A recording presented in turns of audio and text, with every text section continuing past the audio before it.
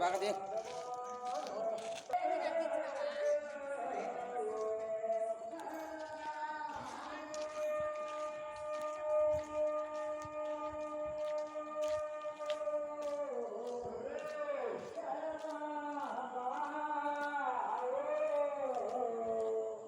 మాటని పూర్తి పని చూసుకుంటున్నారు.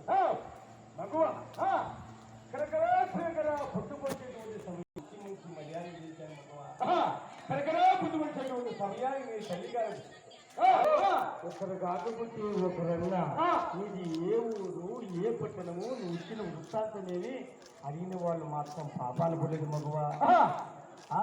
తొప్పుకుంటూ తోచుకుంటూ గుచ్చుకుంటూ తినేవాళ్ళు ఎంతమందో పుయ్యేవాళ్ళు ఎంతమందో వచ్చేవాళ్ళు ఎంతమందో ఇచ్చే పోల్చే తండ్రి లేకుండా ఈ 5 మంది తోపుడు రాజ్య పరిపాలన చేస్తా ఉన్నారు.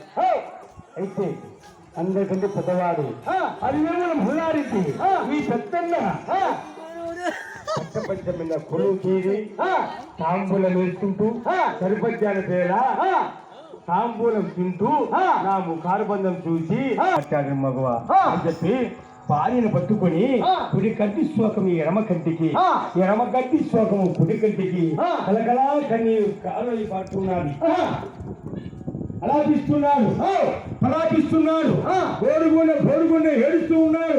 వచ్చేటువంటి దుఃఖాన్ని ఆపుకోలేక ఆ యొక్క అద్దుమారున్న ఆరండి కన్నులు శత్రు మధ్యాన ఆ రాళ్ళలో కప్పల్లో పడి దొల్లాడి నోటికి చేతికి బాదుకుంటూ ఏడుస్తూ ఉన్నాడు.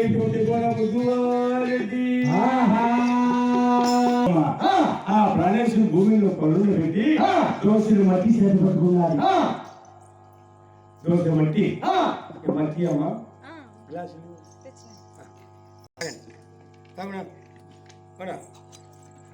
ఒక జయంతి ఉన్నది మీరు